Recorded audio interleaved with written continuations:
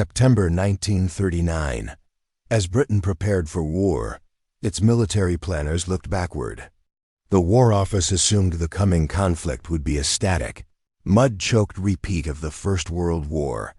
To fight in this environment, they commissioned the A20, a heavy vehicle wrapped in 80 millimeters of frontal steel, designed specifically to crawl through cratered landscapes and survive heavy artillery.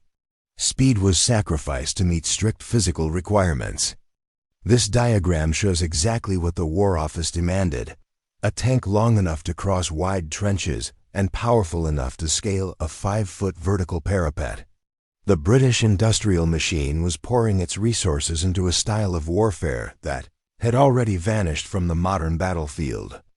By May 1940, the German blitzkrieg swept through France. The speed of the mechanized invasion proved that the trench warfare model had been bypassed by modern armor. The resulting crisis at Dunkirk forced the evacuation of hundreds of Allied troops. To escape, they had to leave their heavy equipment behind, stripping the British Army of its vital armor. Facing an imminent Nazi invasion, the War Office issued a mandate to Vauxhall Motors. They were ordered to take the A20 blueprints, redesign them into a new vehicle called the A22, and get it into production in exactly 12 months. Vauxhall's engineers were caught in a trap.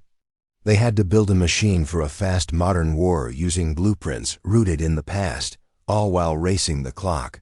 In July 1941, Vauxhall met the deadline, but ordered straight off the drawing board. Early Churchills arrived with severe mechanical defects in tracks and gearboxes. Breakdowns were so frequent that Winston Churchill famously joked the tank was only named after him because they found out it was no damn good. Fixing the 40-ton vehicle required two specific interventions.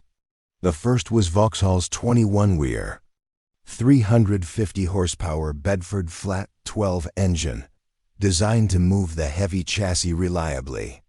The second innovation was Murat's triple differential transmission, redirecting power between tracks to steer without losing momentum. Driving tracks in opposite directions, the tank could spin perfectly in place at full power. Paired with an unconventional track layout, wrapping tracks entirely around the hull, supported by numerous small bogie wheels. By combining that wraparound system with the continuous power of the Murat transmission, the Churchill gained the ability to grip and pivot on steep inclines. On the hillsides of Tunisia and Italy, this setup allowed the Churchill to crawl up muddy, rugged terrain that stalled the lighter German panzers. Its low speed was offset by appearing on mountain slopes, where enemies considered armor attacks impossible. A good tank is often defined by the agility of an American Sherman or a German Panther. But the Churchill was built for a different role. It was an infantry tank. Its low top speed of 15 miles per hour was designed to match the walking pace of advancing fit soldiers, providing a moving wall of steel. The test of this doctrine came in Normandy. There, Churchills were tasked with driving directly into fortified positions, defended by heavy German armor, including the Tiger I. In these engagements, numerous Churchills were knocked out. But because the tanks absorbed the incoming fire, the British infantry on the offensive took only half the casualties of the German defenders. By surviving just long enough to draw the enemy's guns, the Churchill fulfilled its purpose. It took the hit so the men walking behind it didn't have to. This structural strength led to the tank's final evolution. That heavy-duty 40-ton chassis served as a stable platform for specialized engineering modifications. It became the base for specialized vehicles known as Hobart's Funnies. Engineers mounted heavy flamethrowers to create the Crocodile, and massive demolition mortar to create the Avery Bunker Buster.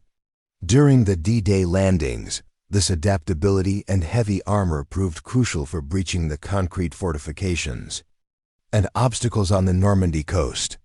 A tank designed from a blueprint for a trench war that never happened ultimately used mechanical engineering to become a versatile tool for the Allied push through Europe.